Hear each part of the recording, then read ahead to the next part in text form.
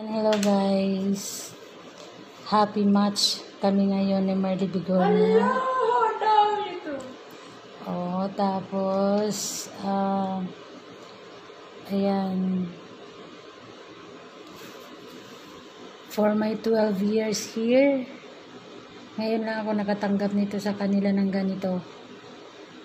Ayan, tatlong 500, isang 100, isang 50.